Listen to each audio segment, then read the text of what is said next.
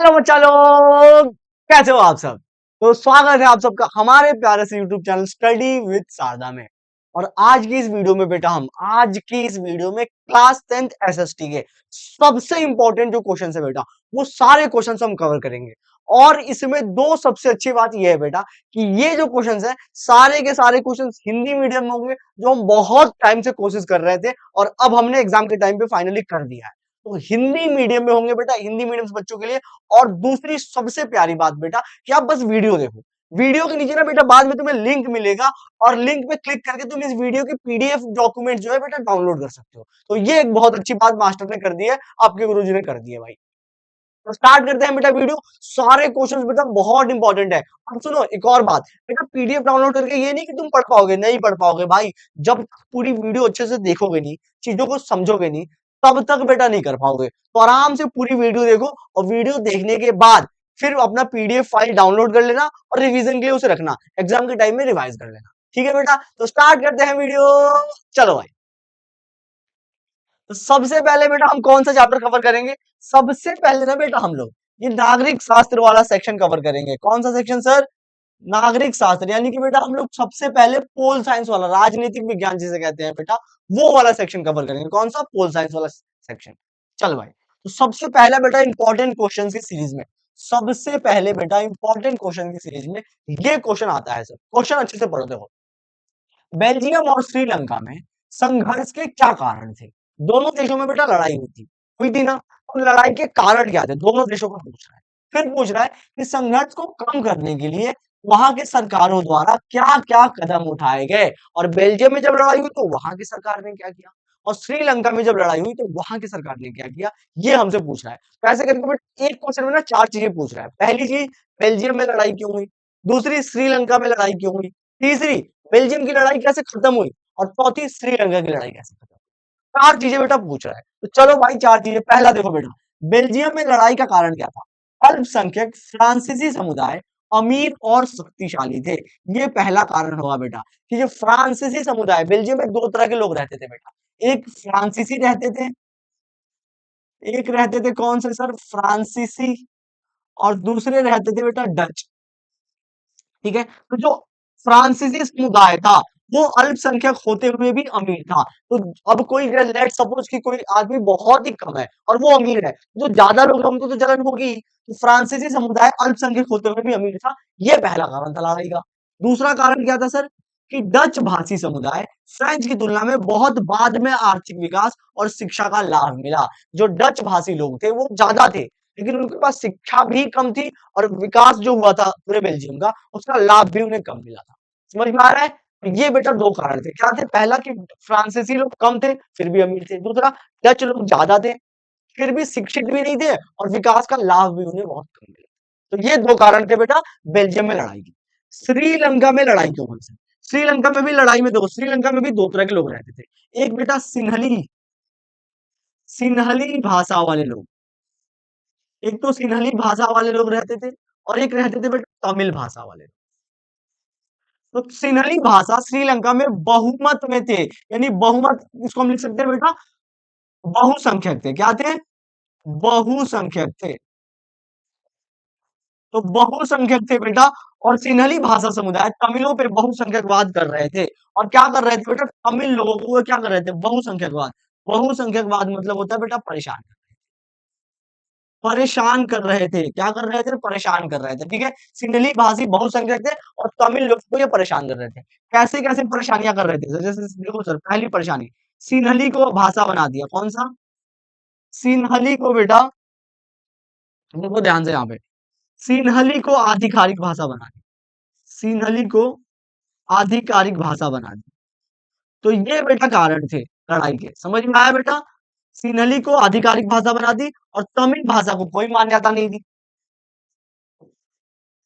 समझ में आया बेटा? तो इस तरह से वो परेशान करते थे, तो इसलिए श्रीलंका में लड़ाई हुई। क्यों? क्योंकि सिन्हली लोग तमिल वालों को परेशान करते थे। और कैसे परेशान करते थे? तो सिन्हली भाषा को आधिकारिक भाषा बना दी। सिन्हली लोगों को नौकरियों में छूट मिलती थी। तो ये दो कारण थे।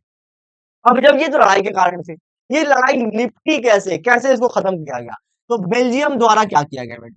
बेल्जियम द्वारा क्या कदम उठाए गए कि राज्य सरकार केंद्र सरकार के अधीन नहीं रहेगी। बेल्जियम ने चार कदम उठाए बेटा। पहला कदम उठाया कि राज्य सरकार केंद्र सरकार के अधीन नहीं रहेगी, राज्य सरकार को ज्यादा शक्ति दी गई। क्या दी गई? ज्यादा शक्ति, केंद्र सरकार के अधीन वो नहीं रहेगी। दूसरा, केंद्र सरकार में डच भाषा के लोग और फ्रेंच भाषा के बोलने वाले लोगों को समान संख्या में कर दिया गया। जितने डच भाषा वाले लोग रहेंगे उतने फ्रेंच भाषा वाले लोग रहेंगे। ठीक है बेटा। तीसरा क्या किया गया भैया? तीसरा, एक तीसरी स्तर की सरकार बनाई गई बेटा, जिसे सामुदायिक सरकार कहते हैं। सामुदायिक सरकार बनाई गई। ठीक है, अलग अलग भाषी लोगों के लिए सामुदायिक सरकार बनाई गई।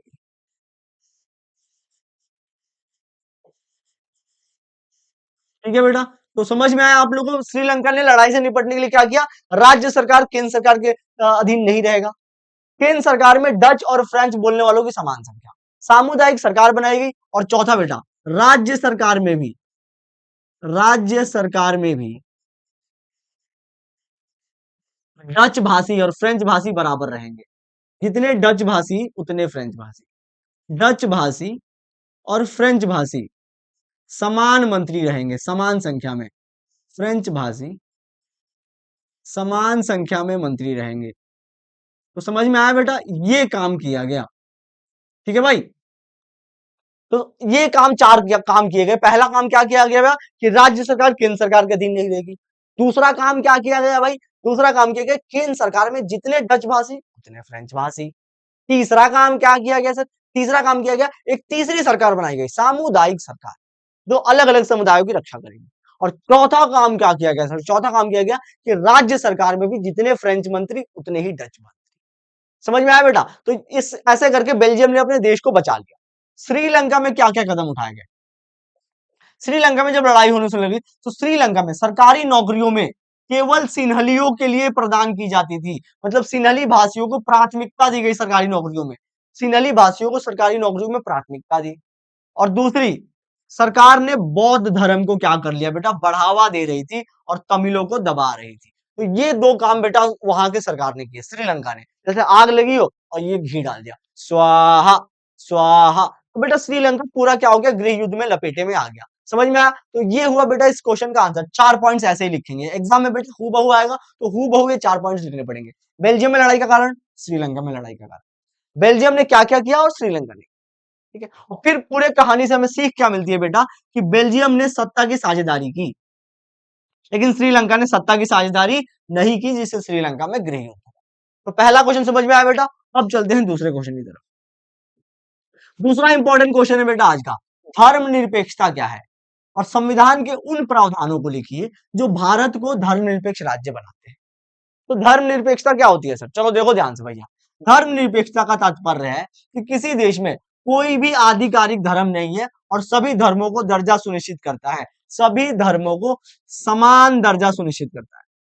हिंदी मीडियम के स्लाइड्स में बेटा कुछ गलतियां रह जाती है, इसलिए मैं लिख दे रहा हूं। ठीक है। तो धर्मनिरपेक्षता का अर्थ है कि कोई भी धर्म आधिकारिक धर्म नहीं होगा और सभी धर्म एक समान होंगे। इसी को धर्म निरपेक्षता कहते हैं। अभी अपने खोपड़िया में डाल लो। समझे बेटा? समझे? हाँ। अब सुनो ध्यान से, संविधान के कौन से प्रावधान भारत को धर्मनिरपेक्ष राज्य बनाते हैं? पहला प्रावधान, भारतीय राज्य के लिए कोई आधिकारिक धर्म नहीं। हमसे पूछ रहा है कि भारतीय संविधान के क्या क्या वो नियम है जो भारत को धर्मनिरपेक्ष राज्य बनाते हैं। तो भारतीय संविधान में देखो बेटा लिखा गया है, पहली बात कि यहाँ पे कोई भी धर्म आधिकारिक धर्म नहीं है। पहली ये बात लिखी गई है भाई। दूसरी बात क्या लिखी गई है? संविधान सभी को अपने धर्म का पालन करने की स्वतंत्रता प्रदान करता है। हमारा जो संविधान है बेटा वो सभी लोगों को स्वतंत्रता देता है कि तुम अपना अपना धर्म फॉलो कर सकते हो। ये भी बहुत अच्छी बात है सर। तीसरा, संविधान उन लोगों को अधिकार देता है जो किसी भी धर्म का पालन नहीं करना चाहते, और वह व्यक्ति जो किसी भी धर्म का पालन नहीं करना चाहता उसको भी संविधान अधिकार देता है कि भाई तू भी जो मन का है वो कर। संविधान धर्म के आधार पर कोई भेदभाव जो करे उसको निषेध करता है बेटा। धर्म के आधार पर कोई भेदभाव करोगे तो संविधान तुम्हें रोकता है। और समझ में आया? पांचवा पॉइंट है, हमारा संविधान सभी धर्मों के बीच समानता सुनिश्चित करता है। एक और हमें मौलिक अधिकारों में बेटा, मौलिक अधिकारों में हमें मौलिक अधिकारों में धर्म की स्वतंत्रता बेटा, धार्मिक स्वतंत्रता दी गई है। क्या दी गई है? धार्मिक स्वतंत्रता। ये भी हमारा एक मौलिक अधिकार है बेटा। धार्मिक स्वतंत्रता दी गई है। तो अब इतनी सारी बातें जो भारतीय संविधान में लिखी गई हैं, ये क्या बनाती हैं? भारत को एक धर्मनिरपेक्ष देश बनाती हैं। एक धर्मनिरपेक्ष देश बनाती हैं। वह देश जिसमें किसी भी धर्म को मान सकते हो। कौन-कौन सी बात है सर? पहली बात कि भारत में तुम किसी भी धर्म का पालन कर सकते हो। दूसरी बात, भारत में कोई भी धर्म आधिकारिक धर्म नहीं है। तीसरी बात, भारत में धार्मिक स्वतंत्रता एक मौलिक अधिकार है। बहुत इंपॉर्टेंट पॉइंट है ये भाई, ठीक है? और चौथी बात, भारत में बेटा हर तरह की तुम्हें स्वतंत्रता है धर्म से रिलेटेड। कोई भी तुम काम कर सकते हो, पूजा पाठ में शामिल कर सकते हो, अपने धर्म का प्रचार कर सकते हो। तो ये सब वो बातें हैं जो भारत को एक धर्मनिरपेक्ष देश बनाती है। अब देखो बेटा, एग्जाम में क्वेश्चन आएगा तो ऐसे ही आपको पॉइंट्स में लिखना है बेटा, बिल्कुल ऐसे ही। पहले धर्मनिरपेक्ष का परिभाषा, पहले धर्मनिरपेक्षता की परिभाषा, और फिर ये सारी बातें ऐसे ही आपको पॉइंट्स में। इसके अलावा कुछ और लिखोगे बेटा तो वो गलत हो जाएगा, कई गलत हो जाएगा। तो अपन को ज्यादा दिमाग लगाना नहीं लगाना, बिल्कुल ऐसे ही लिखते हैं। चल भाई, अगले स्लाइड में आते हैं। राजनीतिक दलों के सामने क्या-क्या चुनौतियां हैं? क्या-क्या चुनौती है सर? चार चुनौती याद करो। पहला, आंतरिक लोकतंत्र का अभाव। पहली चुनौती राजनीतिक दलों के सामने है भाई, आंतरिक लोकतंत्र का अभाव। यानी जितने भी राजनीतिक दल हैं भारत में, उनमें आंतरिक लोकतंत्र नहीं है। ये क्या होता है सर? कोई विटामिन होती है क्या? क्या खाने से मिलती है ये? नहीं भाई, ये विटामिन विटामिन नहीं होती। आंतरिक लोकतंत्र का मतलब होता है कि राजनीतिक दलों के अंदर कोई चुनाव नहीं होता। जितने भी राजनीतिक दल हैं बेटा, उनके अंदर कोई चुनाव नहीं होता, जिसको मतलब जो सबसे टॉप पे है, वही सारे फैसले लेता है। समझे बेटा? अगर तुम्हें एग्जाम्पल से समझाओ, तो तुम्हारे घर में लेट सपोज साइकिल खरीदनी है, तो दो तरह के घर होते हैं। एक घर होता है जिसमें पापा सबको बिठाते हैं और बिठा के पूछते हैं तो बेटा साइकिल लेनी है, कौन सी ली जाए, और सभी माँ से और तुम्हारे जितने भाई बहन है सबसे राय ली जाती है। दूसरा घर होता है कि पापा गए मार्केट से साइकिल लेके आ गए और बोला ये देख तेरी साइकिल है, चलाना है चला, नहीं चलाना है मोर बना के मारूंगा। समझ में आया? तो बेटा भारत के जितने राजनीतिक दल है ना, वो दूसरे वाले हैं जो मोर बना के मारने वाला होता है, वो वाले। यानी कोई आंतरिक लोकतंत्र नहीं है, अंदर कुछ नहीं पूछा जाता। सत्ता के जो शीर्ष पर एक या जो कुछ नेता होते हैं, उन्हीं के हाथों में सारी शक्तियां होती हैं। उन्हीं के हाथों में सारी शक्तियां होती हैं, सारी शक्तियां होती हैं। उन्हीं के हाथों में सारी शक्तियां होती हैं। ठीक है भाई? और कोई आंतरिक चुनाव नहीं होते हैं। दो पॉइंट बेटा समझे। दूसरा पॉइंट क्या है बेटा? दूसरा पॉइंट है वंशवाद। वंशवाद बेटा दूसरा पॉइंट है वंशवाद। ठीक है? इसमें बेटा स्लाइड्स में क्या है ना, कुछ कुछ वर्ड्स गलत हो गए तो मैं हूं ना भाई, मैं तो बता ही रहा हूं लिख के। वंशवाद, वंशवाद में क्या होता है कि शीर्ष पदों पे जो टॉप लेवल पे जो लोग होते हैं ना, शीर्ष पदों को एक परिवार के लोग सदस्य द्वारा नियंत्रित किया जाता है। शीर्ष पदों पे जो लोग होते हैं वो एक ही परिवार के सदस्य होते हैं। शीर्ष पदों पे बेटा एक परिवार के सदस्यों द्वारा नियंत्रित किया जाता है। जितने भी राजनीतिक दल है भारत में, उसके जो टॉप पोजीशंस है उसमें एक ही फैमिली के लोग होते हैं। तो ये बहुत बड़ी दिक्कत की बात है यार, बाकी लोगों को मौका नहीं मिलता। और ये लोकतंत्र के लिए बेटा बहुत बुरा है, लोकतंत्र के लिए बहुत। तो ये दूसरी समस्या हो गई सर। तीसरी समस्या, धन और बाहुबल। धन और बाहुबल, चुनाव के दौरान बेटा क्या होता है, धन और बाहुबल का इस्तेमाल साफ साफ नजर आता है। जो उम्मीदवार जो उम्मीदवार धन जुटा सकते हैं, उन्हें क्या किया जाता है, चुना जाता है। उन्हें ही लोग चुनते हैं। तो ये बेटा क्या है, तीसरी कमी है राजनीतिक दलों के सामने कि जिनके पास धन और बाहुबल होता है उन्हें टिकट मिलता है। जिनके पास धन और बाहुबल होता है उन्हें टिकट मिलता है। ठीक है भाई? चलो, और सबसे लास्ट ऑप्शन है बेटा, सार्थक विकल्पों की कमी। ये भी एक बेटा राजनीतिक दलों के सामने चुनौती है कि सभी राजनीतिक दलों की जो नीतियां हैं और जो कार्यक्रम है वो बिल्कुल एक जैसे हैं। अधिकांश राजनीतिक दलों की विचारधारा भी एक जैसी है। मतलब कि राजनीतिक दल जो है वो सारे एक जैसे हैं, उनमें अंतर कर पाना बहुत ही मुश्किल होता है। जब हम वोट देने जाते हैं तो हमें समझ में नहीं आता किसे वोट करें, क्योंकि सभी लोग कहते हैं स्कूल बनवाएंगे स्कूल बनवाएंगे स्कूल बनवाएंगे, सड़कें बनवाएंगे सड़कें बनवाएंगे सड़कें बनवाएंगे, हॉस्पिटल बनवाएंगे हॉस्पिटल बनवाएंगे हॉस्पिटल बनवाएंगे, सड़कें खुदवाएंगे, चोरी करेंगे चोरी करेंगे चोरी करेंगे। सब लोग बेटा एक ही बात बोलते हैं तो हमें समझ में नहीं आता। तो ये चौथी चीज है क्या, सार्थक विकल्प की कमी, क्योंकि सारे राजनीतिक दलों की नीतियां एक जैसी होती हैं, कार्यक्रम एक जैसे। तो ये चार बेटा राजनीतिक दलों के सामने चुनौती है। एग्जाम में ये 5 नंबर में आता है। तो समझ में आया बेटा? ऐसे ही पॉइंट्स में लिखना है आपको, पहला पॉइंट उसके नीचे दूसरा, उसके नीचे तीसरा, उसके नीचे चौथा। समझे भाई? हाँ, अगले क्वेश्चन की तरफ बढ़ते हैं। संघवाद क्या है और इसकी विशेषताएं क्या क्या है? संघवाद क्या है और इसकी विशेषता बेटा, इंपॉर्टेंट क्वेश्चन, समझो भाई। संघवाद क्या है? सरकार की एक प्रणाली जिसमें शक्तियों को विभिन्न इकाइयों में बांटा जाता है। संघवाद एक प्रक्रिया होती है जिसमें शक्तियों को विभिन्न इकाइयों में बांटा जाता है। जैसे संघ एग्जाम में जब भी आए ना बेटा, ऐसे संघवाद लिख देना। सुन मेरी बात, सुन ले भाई, वरना रोएगा बाद में अकेले में कोने में। बना के क्यों बिगाड़ा रे नसीबा ऊपर वाले, ऐसे कर करके रोओगे बेटा। देख लो ध्यान से। संघवाद, संघवाद में बेटा क्या होता है कि शक्तियों को तीन चार तरीके से बांटा जाता है। सबसे ऊपर केंद्र की सरकार, केंद्र सरकार होती है। दूसरी होती है बेटा राज्य सरकार, दूसरी होती है बेटा राज्य सरकार। और तीसरी होती है बेटा स्थानीय सरकार। और ये जो शक्तियों का विभाजन हुआ है ना, इसी विभाजन को क्या कहते हैं? संघवाद कहते हैं। क्या कहते हैं सर? संघवाद कहते हैं। अब इस संघवाद की विशेषता समझो, अब इस संघवाद की बेटा विशेषता समझो। संघ सरकार के दो या दो से अधिक स्तर होते हैं। अभी देखा आपने, दो या दो से अधिक स्तर होते हैं, सबसे पहली विशेषता। दूसरी विशेषता, सरकार के जो विभिन्न स्तर होते हैं वो एक ही नागरिक पे शासन करते हैं, यानी एक ही नागरिक को नियंत्रित करते हैं। नियंत्रित करना नहीं, एक ही नागरिक पर, ये मैंने काट दिया क्योंकि आयुष भैया ने गलत टाइप किया है। एक ही नागरिक पर शासन करते हैं, समझे भाई? एक ही नागरिक पे शासन करते हैं। सरकार के दोनों स्तरों का अधिकार क्षेत्र स्पष्ट रूप से परिभाषित है बेटा, समझे? संघवाद की विशेषता तीसरी क्या है कि कौन सी सरकार क्या काम करेगी, ये जो शक्तियां हैं, इनके अधिकार क्षेत्र जो है वो स्पष्ट रूप से लिखा गया है। कोई धक्का मुक्की नहीं करेगा, कोई मार पिटाई गाली गलौज गरियाएगा नहीं, क्योंकि अधिकार क्षेत्र बहुत ही स्पष्ट लिखे गए हैं। चौथी बात, अदालतों के पास बेटा सरकार के विभिन्न स्तरों के बीच विवादों को हल करने की शक्ति होती है। मैंने पहली बात क्या है कि तीसरे पॉइंट में मैंने बताया था कि कोई लड़ाई नहीं होती, बहुत ही साफ सुथरा लिखा गया होता है। लेकिन हमारे नेता पढ़े लिखे तो होते नहीं है, तो ये फिर भी लड़ पड़ते हैं। तो अगर फिर भी लड़ पड़ते हैं तो अदालतों के पास अधिकार होता है कि वो उनके बीच क्या करे बेटा, वाद विवाद को निपटारा कराए। ठीक है। पांचवा, संविधान सरकार के प्रत्येक स्तर की वित्तीय शक्ति को रेखांकित करता है। ये पॉइंट समझो बेटा, ये पॉइंट समझो, ये पॉइंट इंपॉर्टेंट पॉइंट है कि सारे सरकारों की जो वित्तीय शक्तियां होती हैं, इन वित्तीय शक्तियों को संविधान देता है। वित्तीय शक्ति मतलब पैसों का मामला, कौन से सरकार के पास कितना पैसा होगा, ये सब संविधान में साफ साफ लिखा गया है। और कहां से पैसे आएंगे, ये नहीं कि दोनों सरकारों को पैसों के लिए आपस में लड़ पड़ेंगे, नहीं, संविधान में कहां से पैसा आएगा ये साफ साफ लिखा गया है। तो वित्तीय शक्ति को संविधान में साफ साफ स्पष्ट रूप से लिखा गया है।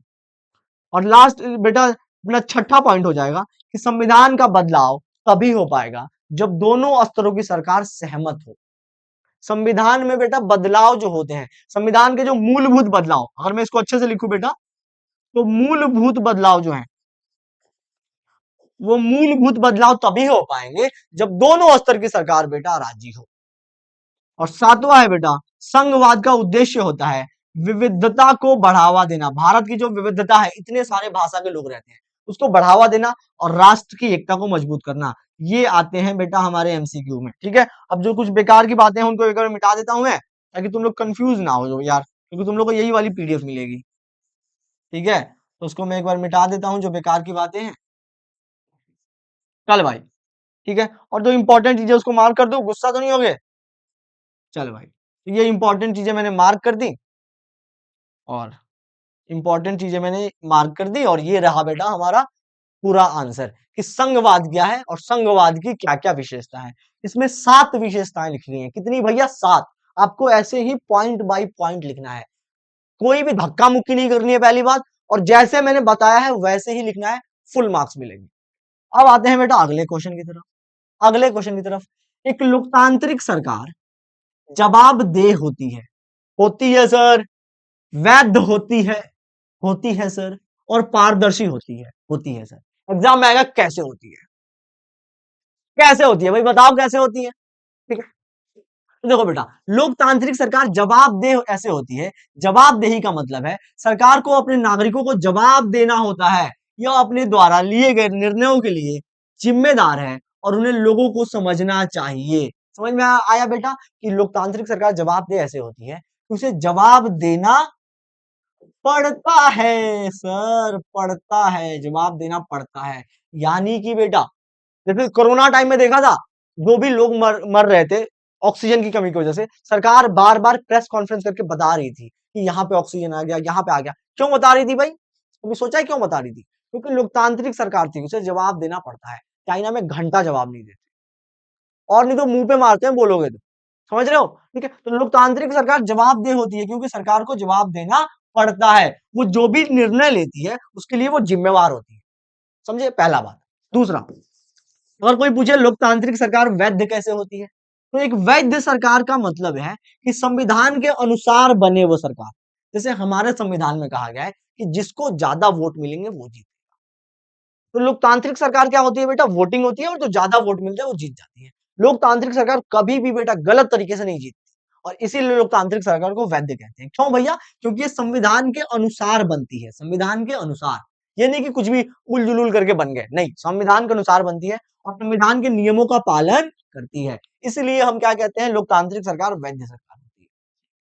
और तीसरा पॉइंट बेटा, ये पारदर्शी होती है। पारदर्शी का मतलब होता है बेटा, ये नहीं कि लोकतांत्रिक सरकार में झांको तो सब दिखता है, नहीं, वो वाला पारदर्शी, साइंस वाला पारदर्शी समझोगे फिर समझ जाना बहुत बुरा होगा। पारदर्शी मतलब होता है कि लोकतंत्र में निर्णय स्पष्ट नियमों के आधार पर लिए जाते हैं, स्पष्ट जो नियम है उनके आधार पर लिए जाते हैं। और अगर कोई व्यक्ति जानना चाहता है कि निर्णय कैसे लिया गया, तो उन्हें पता लगाने का अधिकार है। भारत की संसद में बेटा एक सूचना का अधिकार नाम का एक कानून बनाया गया है। उस कानून से तुम जान सकते हो कि सरकार ने यह निर्णय कैसे लिया है। उस कानून से तुम ये भी जान सकते हो कि मोदी जी लंच कर रहे हैं तो उस पर कितना खर्चा हो रहा है। तुम्हें हर चीज जानने का अधिकार है, सूचना का अधिकार। ये सिर्फ लोकतांत्रिक सरकार में है। तो समझे बेटा, इसलिए हम कहते हैं कि लोकतांत्रिक सरकार जवाबदेह होती है, वैध होती है और पारदर्शी। आगे बढ़े भाई। अब देखो बेटा, यहां पे क्या हुआ ना, हमने पोल साइंस के यानी कि राजनीतिक शास्त्र के बेटा, जिसे हम कहते हैं, हमने इंपॉर्टेंट क्वेश्चन कवर किए। अब हम लोग बेटा हिस्ट्री के इंपॉर्टेंट क्वेश्चन करेंगे। किसके करेंगे सर? हिस्ट्री के। हिस्ट्री का एक बेटा बड़ा ही महत्वपूर्ण और सबसे प्यारा क्वेश्चन जो है, लवली क्वेश्चन, जिसे वैलेंटाइन डे पे मैं इसे रोज दे देता अगर ये आदमी होता तो। मैं सच बता रहा हूं, इतना प्यारा क्वेश्चन। 19वीं शताब्दी में यूरोप में राष्ट्रवाद के लिए जिम्मेवार मुख्य कारक क्या थे? एग्जाम में बेटा क्वेश्चन आएगा कि यूरोप में राष्ट्रवाद के विकास के लिए कौन कौन से कारक जिम्मेवार थे, यूरोप में राष्ट्रवाद का विकास कैसे हुआ। ऐसे करके बेटा घुमा फिरा के जलेबी की तरह क्वेश्चन आएगा, तुम्हें समझना होगा भाई। तो अपन पॉइंट्स में याद करो। पहला कारण बेटा फ्रांसीसी क्रांति। फ्रांसीसी क्रांति की वजह से क्या हुआ? लोगों में राष्ट्रवाद की भावना आई और राष्ट्रवाद का विकास हुआ। दूसरा कारण बेटा रूमानीवाद। रूमानीवाद में क्या हुआ? एक सांस्कृतिक आंदोलन था, सांस्कृतिक आंदोलन था जिसने राष्ट्रीय परंपराओं के महत्व पर प्रकाश डाला और भाषा ने राष्ट्रीय पहचान की भावना को जन्म दिया। रूमानीवाद जिसमें क्या करते थे लोग? पिक्चर्स बना के, गाने गा के, सेलिब्रेट करके राष्ट्रवाद की भावना को जागृत करते थे। जैसे भारत में भी देखना, जब 15 अगस्त आता है तो हम लोग गीत बजाते हैं, मेरे देश की धरती सोना उगले उगले हीरे मोती, मेरे देश की धरती। लड़कियां देखा नाचती हैं, देश रंगीला रंगीला।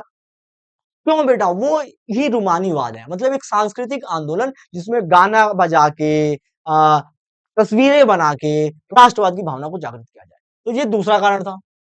तीसरा बेटा शिक्षित मध्यम वर्ग का उदय। फ्रांस में क्या हुआ? पूरे यूरोप में बेटा एक नया वर्ग का उदय हुआ। कैसे हुआ सर? औद्योगिकरण के कारण। कोई पूछे कि शिक्षित मध्यम वर्ग का उद्योग क्यों हुआ, क्यों हुआ इनका उदय, कैसे हुआ, बताओ जल्दी हमें बताओ भाई। तो औद्योगिकरण के कारण, औद्योगिकरण के कारण शिक्षित मध्यम वर्ग का उदय हुआ। समझे भाई? तो औद्योगिकरण के कारण शिक्षित मध्यम वर्ग का उदय हुआ, और ये जो वर्ग था बेटा, ये फ्रांस में और पूरे यूरोप में राष्ट्रवाद की भावना को जन्म देने में बहुत बड़ा रोल था इनका। चौथा हो जाएगा बेटा आर्थिक मंदी। आर्थिक गरीबी के लोगों, गरीबी भी लोगों के लिए लड़ने के लिए एक आम कारण थी। आर्थिक मंदी यानी कि बेटा इतनी ज्यादा मंदी आई ना, इतनी ज्यादा बेरोजगारी बढ़ी, इतने ज्यादा लोग मारे गए, बेरोजगारी इतनी बढ़ी, इतनी ज्यादा मृत्यु हुई कि लोग जो थे ना वो राष्ट्र की मांग के लिए मजबूर हो गए और फिर राष्ट्रवाद का उदय हुआ। और पांचवा बेटा भाषा और साहित्य। लोगों ने किताबें लिखी, भाषा का विकास हुआ। भाषा ने राष्ट्रीय एकता की भावना को पैदा किया। भाषा जो है ना बेटा एकता की भावना को बचाए रखने में बहुत महत्वपूर्ण होती है। तो ये भाषा था, साहित्य यानी किताबें जो थी, ये जो राष्ट्रवाद के विकास में, तो ये बेटा 5 वो कारण है जिन्होंने यूरोप में राष्ट्रवाद में विकास में महत्वपूर्ण योगदान। बताया हूं बहुत इंपॉर्टेंट क्वेश्चन है, इसको फिर से नहीं बोलूंगा, उर्दू में नहीं बोलूंगा, इंग्लिश में नहीं बोलूंगा, बोल चुका हूं, बहुत इंपॉर्टेंट है। तो भाई देख लेना, एग्जाम में आया तो कैसे लिखना है, बिल्कुल ऐसे जैसे मैंने लिखा है, बिल्कुल ऐसे, ऊपर फिर नीचे एक्सप्लेनेशन, फिर ऊपर पॉइंट नीचे एक्सप्लेनेशन, ऊपर पॉइंट नीचे एक्सप्लेनेशन, समझे भाई। चलो चलो आगे बढ़ते हैं। अगला क्वेश्चन है भाई, भाई क्या क्वेश्चन आ गया, क्या क्वेश्चन आ गया, कमाल कर दिया मियां। जर्मनी का एकीकरण भाई, जर्मनी का एकीकरण अच्छे से समझ लो। फ्रैंकफर्ट संसद 1948 में पहली बार जर्मनी को एकजुट करने की कोशिश करता है, लेकिन वो विफल रहता है। कैसा रहता है, विफल हो जाता है। क्या हो जाता है, विफल हो जाता है, यानी सक्सेस नहीं हो पाता बेटा, फेल हो जाता है। बाद में क्या होता है, प्रशिया जो होता है वो एकीकरण का प्रयास का बीड़ा उठाता है। प्रशिया कहता है कि हम एकीकरण करेंगे। प्रशिया बेटा एक राज्य होता है, ठीक है, तो कहता है कि हम एकीकरण करेंगे। और बिस्मार्क का मानना था कि बिस्मार्क, जिसको ये पूरी जिम्मेवारी मिलती है, बिस्मार्क को जिम्मेवारी मिलती है बेटा, यहां पे याद रखना, किसको जिम्मेवारी मिलती है, तीस मार्क खान मत लिख देना, बिस्मार्क, बिस्मार्क को जिम्मेवारी मिलती है, जिम्मेवारी मिलती है कि भैया जिस बिस्मार्क अंकल जर्मनी का एकीकरण कर दो। तो बिस्मार्क को बेटा जब जिम्मेवारी मिलती है तो बिस्मार्क कहता है कि ये एकीकरण पॉसिबल होगा केवल और केवल राजकुमारों की मदद से। किसके मदद से, राजकुमारों के मदद से, लोगों के मदद से नहीं।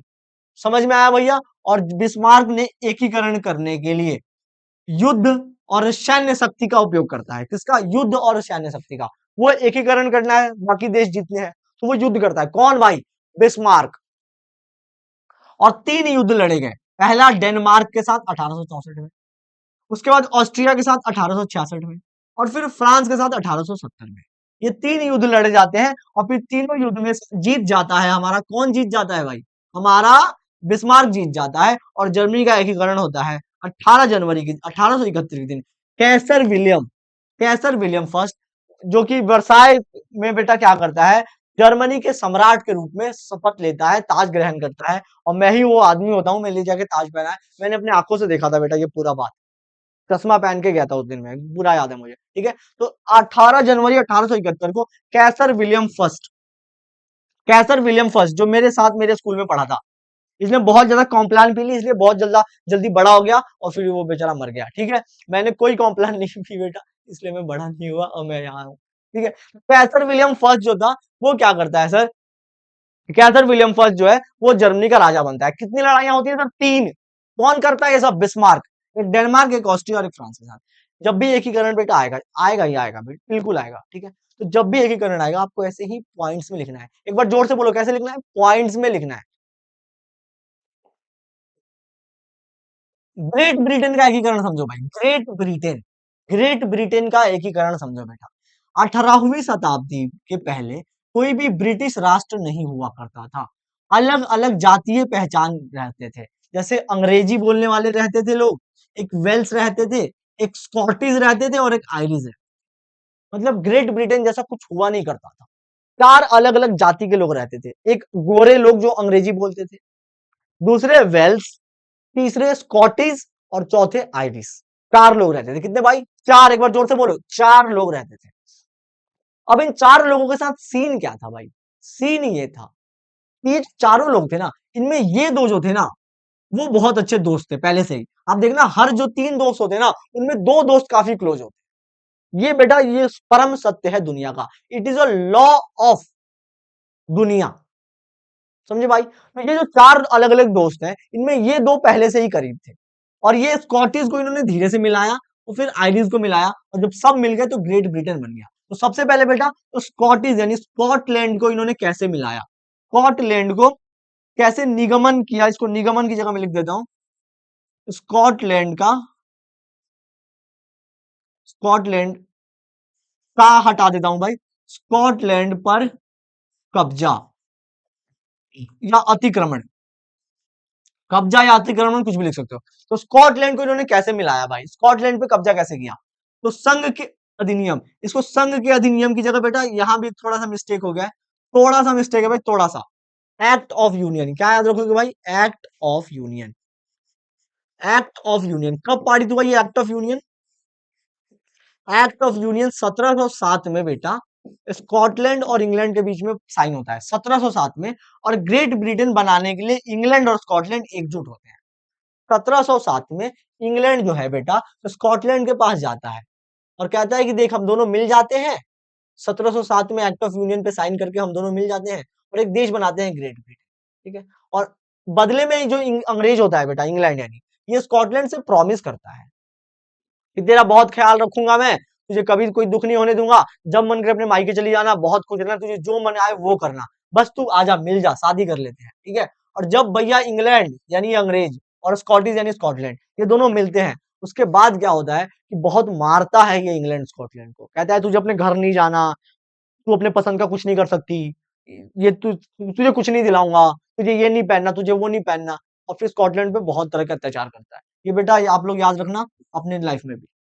चल भाई, ब्रिटिश संसद में अंग्रेजी सदस्यों का वर्चस्व था और स्कॉटलैंड की संस्कृति और राजनीतिक संसाधनों को दबा दिया गया भाई। स्कॉटलैंड के जितने भी संस्कृति थी, भाषा दबा दी गई, राजनीतिक संस्था दबा दिए गए। स्कॉटलैंड के जो कैथोलिको थे उनको कठोर दमन किया गया। स्कॉटलैंड में बेटा कैथोलिक भाषा बोलने वाले कुछ लोग रहते थे, कैथोलिक भाषा नहीं, कैथोलिक धर्म मानने वाले लोग रहते, तो कैथोलिक धर्म मानने वाले लोगों का दमन किया गया।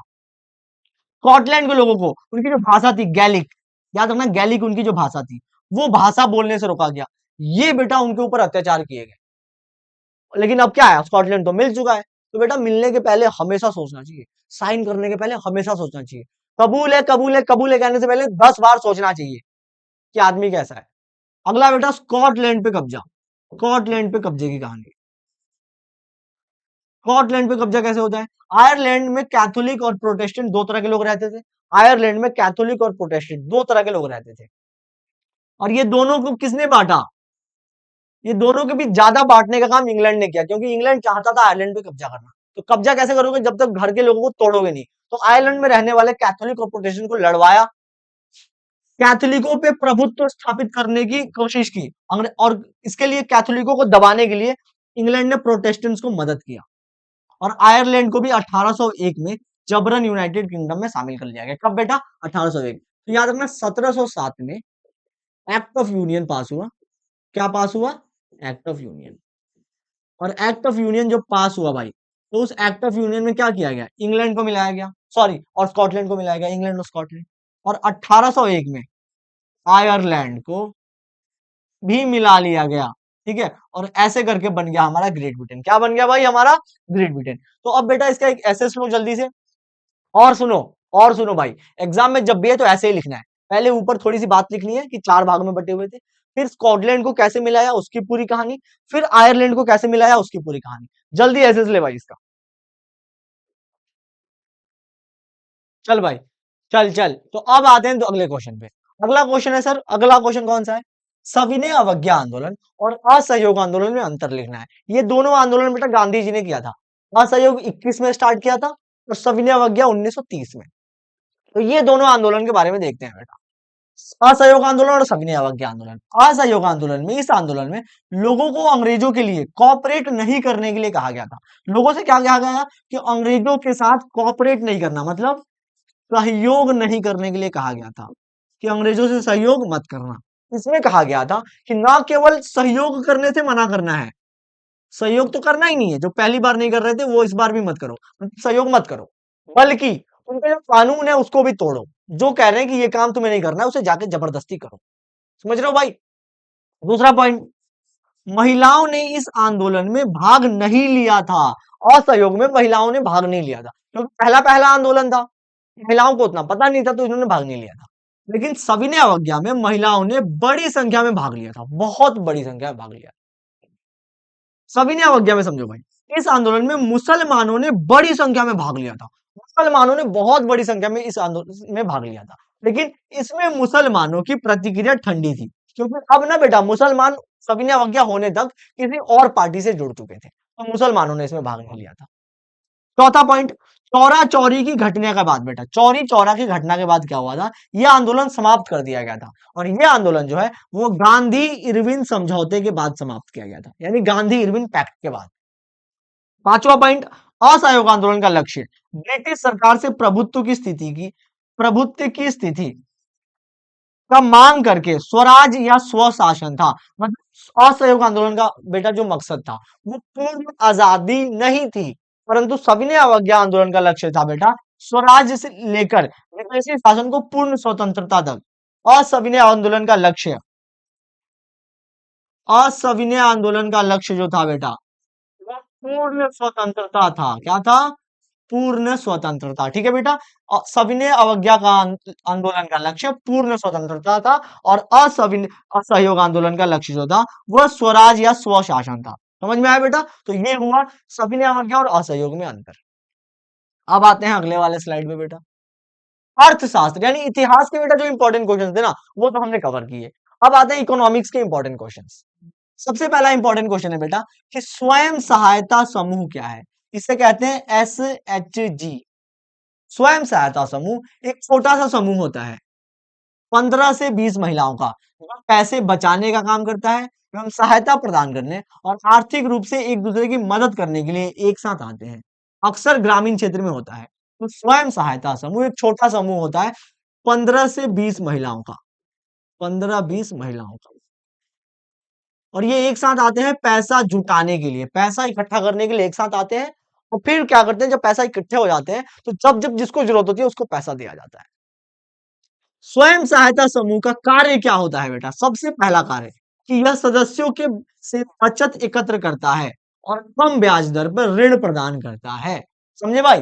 कि सदस्य क्या करेंगे? बचत। जैसे मान लो कि हर एक सदस्य जो है वो 100-100 रुपया इकट्ठा कर रहे हैं, तो 10 सदस्य मिलके 1000 रुपया हो गया भैया, 1000 रुपया। अब जिस सदस्य को जरूरत होगी उसको ये 1000 रुपया दे दिया जाएगा।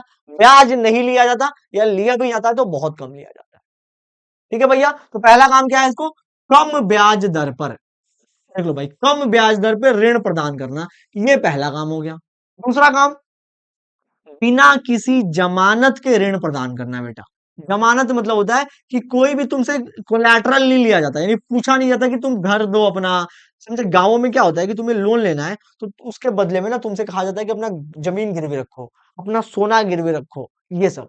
लेकिन स्वयं सहायता समूह में कोई भी जमानत राशि नहीं ली जाती, कुछ भी नहीं लिया जाता उसके बदले, लोन के बदले। लोन दे दिया जाता है क्योंकि आपस के ही लोग होते हैं गांव के। तीसरा, यह स्वास्थ्य, शिक्षा और सामाजिक गतिविधियों के माध्यम से सामुदायिक विकास को बढ़ावा देता है। और जब लोग बेटा ये ना 100-100 रुपए लेके जिस दिन इकट्ठा होते हैं उस दिन ना सिर्फ पैसे दिए जाते हैं और भी बहुत से मुद्दों पे बात की जाती है। जैसे कि शिक्षा के मुद्दे पे, स्वास्थ्य के मुद्दे पे, समाज के मुद्दे पे बात होती है। तो क्या होता है? एक सामुदायिक विकास होता है, सबका ओवरऑल ग्रोथ होता है। चौथा बेटा, ये छोटे व्यवसाय शुरू करने का अवसर प्रदान करता है। जब लोग क्या करते हैं बेटा, इन छोटे छोटे पैसे को लेके और अपना छोटा छोटा बिजनेस स्टार्ट करते हैं, जैसे राखी बनाने का काम करना, टोकरी बनाने का काम करना, तो छोटे छोटे व्यवसाय भी बढ़ने में मदद होती है। और पांचवा बेटा, कि जो सामाजिक मुद्दे हैं उन पे चर्चा करने के लिए एक मंच प्रदान करता है। क्या देता है बेटा? मंच प्रदान करता है। यानी कि बेटा जब औरतें इकट्ठा होती हैं जनरली पैसे लेके, तो वो सामाजिक मुद्दों पे बात करती हैं। जैसे किसी के साथ बेटा घरेलू हिंसा हुई होती है तो वो घरेलू हिंसा पे बात करती है। ठीक है? तो घरेलू हिंसा आदि चीजों में भी क्या आती है? कमी आती है बेटा, इसके कारण कमी आती है। ठीक है भाई? तो ये स्वयं सहायता समूह के काम होते हैं। क्या? लोन देना बिना पैसों के, बिना ऋण के, कोई जमानत ना लेना उसके बदले में। छोटे छोटे बिजनेस स्टार्ट हो जाते हैं इससे, शिक्षा को बढ़ावा मिलता है, स्वास्थ्य के लिए जागरूकता आती है, और सामाजिक इशू जैसे घरेलू हिंसा, इन सब चीजों में कमी आती है। किसके वजह से? स्वयं सहायता समूह की वजह से। ये पूरी चीजें बेटा अच्छे से याद कर लो, बस यही काफी है। और एग्जाम में इसी फॉर्मेट में लिखना है अपन को, सिर्फ और सिर्फ इसी फॉर्मेट। अगला है बेटा भारतीय रिजर्व बैंक के काम। देखो बेटा 5 पॉइंट्स मैंने लिखे हैं। ये 5 पॉइंट्स बेटा हूबहू नहीं लिखने हैं। अपन को पहले ये 5-6 पॉइंट समझने हैं और हर एक पॉइंट में अपन को यहाँ पे ऐड करना है। हर एक पॉइंट में 2-2 लाइन ऐड करनी है। समझे भाई? चलो, तो आरबीआई यानी रिजर्व बैंक ऑफ इंडिया, आप लोगों ने नोट देखा होगा, नोट पे गांधी जी का बड़ा प्यारा सा क्यूटी सा फोटो होता है, और वही बेटा आरबीआई होती है। वो उसके ऊपर जो लिखा रहता है ना, वो जो बैंक इशू करती है उस नोट को, वो आरबीआई होती है। समझे भाई? तो आरबीआई के काम समझते हैं। सबसे पहले मुद्रा जारी करना। मुद्रा जारी करना आरबीआई का काम क्या होता है भाई? मुद्रा जारी करना। ये जितने भी नोट जारी होते हैं सारे नोट कौन जारी करता है? रिजर्व बैंक ऑफ इंडिया जारी करती है। ठीक है? तो ये आप समझ जाओ। दूसरा, सरकार को बैंकर, सरकार के लिए बैंकर होना चाहिए यहाँ पे, सरकार के लिए बैंकर। ठीक है भाई, सरकार के लिए बैंकर, यानी सरकार को भी बेटा लोन लेना होता है ना, तो सरकार भी आरबीआई से लोन लेती है और सरकार भी अपना पैसा आरबीआई में जमा करती है। सरकार के लिए जो बैंक का काम करता है वो आरबीआई करता है, सरकार के लिए बैंकर होता है। ठीक है, बैंकों के लिए बैंकर मतलब जैसे कि मान लो एक बैंक मान लेते हैं पंजाब नेशनल बैंक पीएनबी, या फिर एक बैंक मान लेते हैं SBI, state bank of India. इस बैंक को भी ना, स्टेट बैंक ऑफ इंडिया को कहीं पैसे देने होंगे तो कहाँ देगा वो, आरबीआई में, यानी रिजर्व बैंक ऑफ इंडिया को देगा। तो सरकार भी अपने पैसे रिजर्व बैंक ऑफ इंडिया में जमा करती है और बैंक भी जो है ना अपने पैसे रिजर्व बैंक ऑफ इंडिया में जमा करते हैं। तो बैंकों के लिए भी बैंकर का काम कौन करता है, रिजर्व बैंक ऑफ इंडिया। बैंकों के लिए भी बैंक का काम करता है ये। चौथा, विदेशी मुद्रा प्रबंधन। विदेशी मुद्रा प्रबंधन का मतलब होता है बेटा कि हमारे देश में कितना पैसा इकट्ठा हुआ है, फॉरेन एक्सचेंज, विदेशी मुद्रा हमारे देश में कितना है, ये सब ना मैनेज करता है, प्रबंधन करता है, मतलब विदेश के पैसे को, विदेशी मुद्रा भंडार को बेटा, यहाँ पे मैं अच्छे से लिख देता हूं, विदेशी मुद्रा भंडार को देखभाल करता है। यानी मान लो हमारा देश अचानक से गरीब हो गया, तो गरीबी की अवस्था में बेटा हमें अपने गहने बेचने पड़ेंगे कि नहीं, तो गहने होंगे तभी तो बेचोगे, तो गहनों को संभाल के कौन रखता है, विदेशी मुद्रा भंडार का देखभाल, ये कौन करता है, ये आरबीआई करता है बेटा। ठीक है, तो विदेशी मुद्रा भंडार की देखभाल। और ऋण नियंत्रण, यानी बैंक लोन दे रहे हैं कि नहीं गरीब लोगों को, और लोन दे रहे हैं तो कितना इंटरेस्ट ले रहे हैं, लोन पे कर कितना ले रहे हैं, वो सब आरबीआई देखती है कि बैंक जो है वो कितना ऋण दे रहे हैं और ऋण में ज्यादा परेशान तो नहीं कर रहे किसानों को, ज्यादा लोगों को परेशान तो नहीं कर रहे, ये आरबीआई देखती है। और चौथा है बेटा मुद्रास्फीति नियंत्रण, यानी कि देश में महंगाई से लेके पैसों की गिरावट वगैरह सब आरबीआई देखती है। ठीक है, तो ये बेटा 6 पॉइंट है, क्या, पैसे जारी करना, सरकार के लिए बैंक का काम करना, बैंकों के लिए बैंक का काम करना, विदेशी मुद्रा भंडार को देखभाल करना, ताकि देश में विदेशी मुद्रा बचा रहे और कभी भी बेटा हमारे देश की आर्थिक स्थिति खराब ना हो। जब तक विदेशी मुद्रा रहता है, विदेशी मुद्रा भंडार रहता है, आर्थिक स्थिति खराब नहीं होती, तो वो आरबीआई देखता है। और बैंक लोगों को लोन दे रहे हैं कि नहीं, वो भी आरबीआई देखता है, ये सब ऋण नियंत्रण। तो ये बेटा पॉइंट्स में आपको और भी ऐड करना है, सबके सामने जो लाइंस मैंने खींची है उसमें आपको ऐड करना है, ये होता है आरबीआई का काम। संगठित क्षेत्र और असंगठित क्षेत्र में क्या अंतर है भैया, संगठित क्षेत्र कानून द्वारा नियमित होता है, संगठित क्षेत्र बेटा कानून के रास्ते चलता है, असंगठित क्षेत्र जो होता है इसमें कोई कानून नहीं होता। संगठित क्षेत्र मतलब एक तुम लोगों को मोटा मोटी आइडिया देता हूं, जैसे तुम्हारे घर में कोई सरकारी नौकरी करता है तो वो संगठित क्षेत्र होता है, सरकारी नौकरी जो होती है तो वो संगठित क्षेत्र आती है। और असंगठित क्षेत्र जैसे मान लो कि तुम्हारे यहाँ पे कोई दुकान पे काम कर रहा है, तुम्हारा कोई छोटा सा भाई या फिर तुम्हारा कोई दोस्त दुकान पर चाय बेच रहा है, तो ये बेटा असंगठित क्षेत्र है। ठीक है भाई, तो इसमें कानून द्वारा नियंत्रित, कानून जो है उसको मैनेज करती है, इसमें कोई कानून मैनेज नहीं करती। इसमें जो काम की स्थिति होती है, काम करने का जो तरीका होता है बहुत ही बेहतर होता है, इसमें बहुत ही खराब स्थिति होती है, चाय चाय चाय। इसमें पेंशन भी मिलता है और चिकित्सा सुविधाएं भी मिलती हैं, इसमें ना तो पेंशन मिलता है ना चिकित्सा सुविधाएं मिलती है।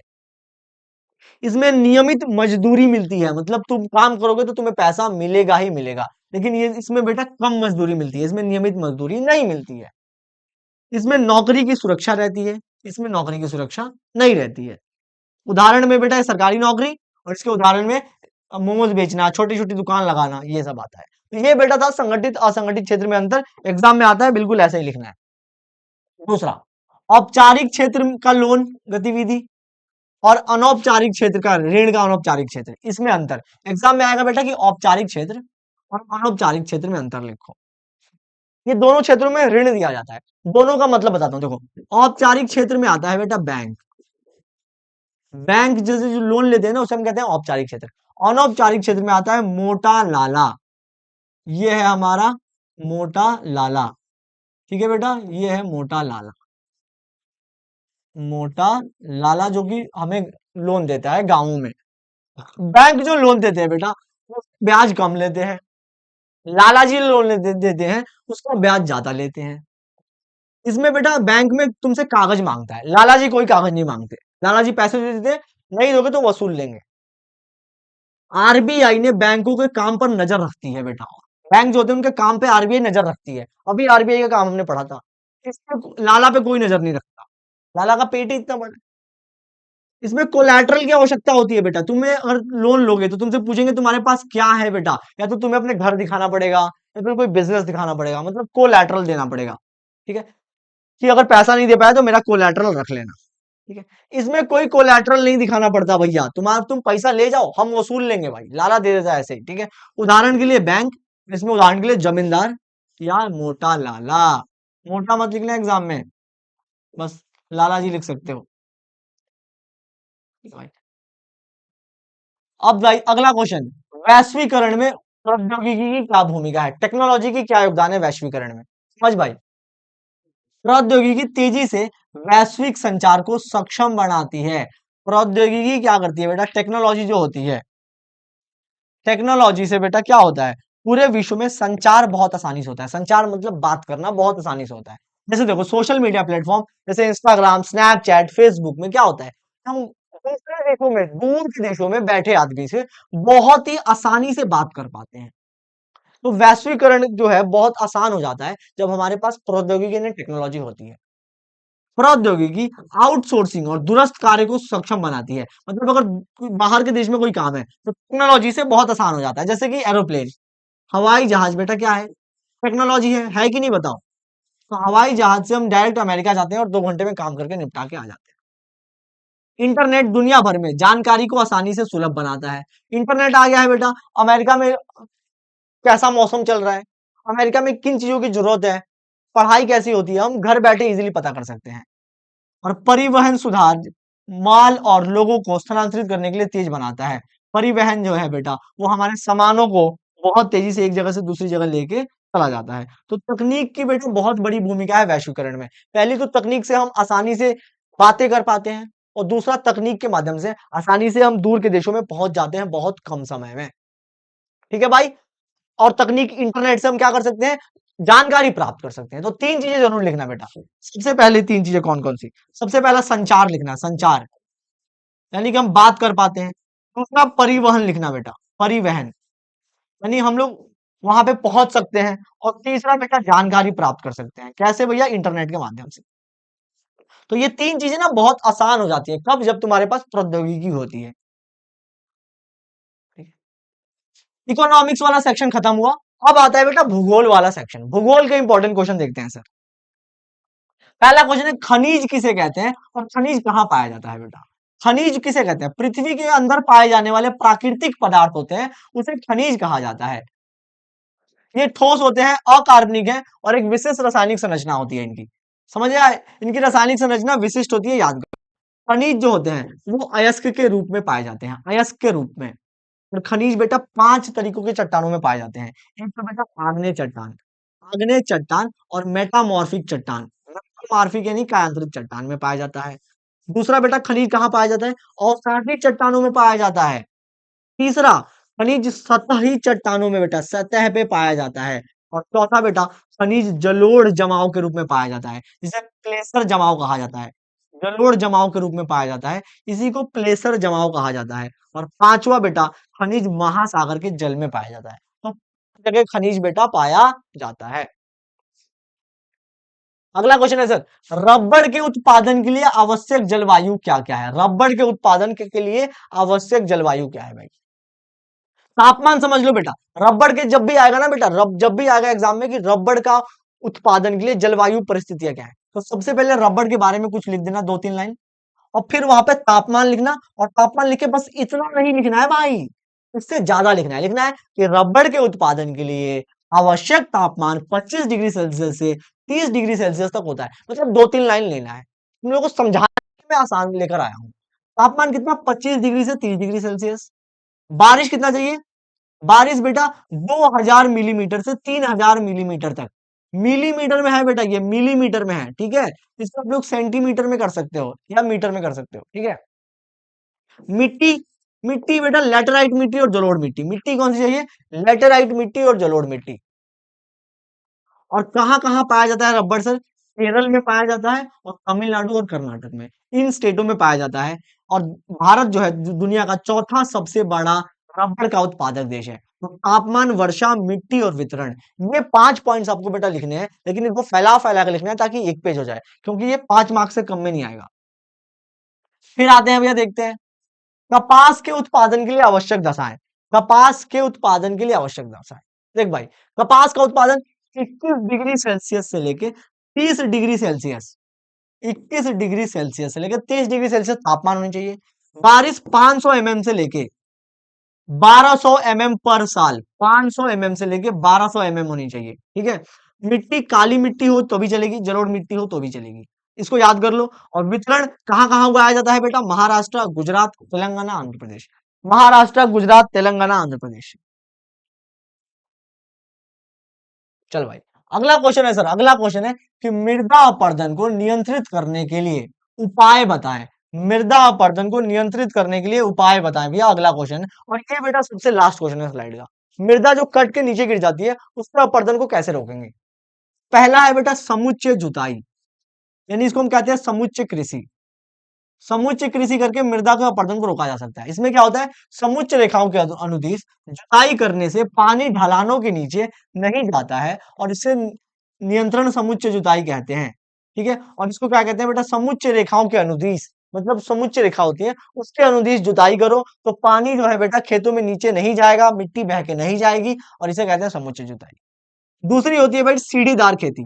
सीढ़ीदार कृषि करोगे ना तो उससे भी बेटा मिट्टी कट के नीचे नहीं जाएगी। पता है ये सीढ़ीदार खेती में खेतों को सीढ़ी की तरह काट दिया जाता है और इसमें बनाया जाता है टेरेस। क्या बनाया जाता है सर? टेरेस बनाया जाता है। छत मत लिखना, टेरेस लिखना। टेरेस बनाया जाता है, ठीक है। और टेरेस क्या करता है? खेती के कटाव को रोकता है। तीसरा हो जाएगा बेटा, तीसरा हो जाएगा बेटा ये पट्टी कृषि जिसे हम कह सकते हैं, ठीक है। यानी बड़े खेतों को पट्टियों में बांट दिया जाता है और उसमें फसलों के बीच में घास की पट्टियां लगाई जाती हैं और वो क्या करते हैं? फसल को भी और मिट्टी को भी बहने से रोकती हैं। और लास्ट में आता है बेटा शेल्टर बेल्ट। लास्ट में क्या आता है? Shelter belt. शेल्टर बेल्ट में क्या होता है भाई? शेल्टर बेल्ट में क्या होता है कि खेतों के आसपास जो है, खेतों के पगडंडियों पे पेड़ पौधे लगा दिए जाते हैं। ये पेड़ पौधे क्या करते हैं? खेतों में ना पानी आने देते हैं ना मिट्टी आने देते हैं। और जब पानी और मिट्टी हवा कुछ नहीं आ पाएगा तो अंदर की मिट्टी क्या होती है? सेफ रहती है। तो ये होता है बेटा शेल्टर बेल्ट। क्या होता है? क्यारियों पे पेड़ पौधे लगा देना। और ये 4 तरीके हैं जिससे कि हम मृदा अपरदन को बचा सकते हैं। ये बेटा पूरे एसएसटी के सारे इंपॉर्टेंट क्वेश्चंस कवर हुए।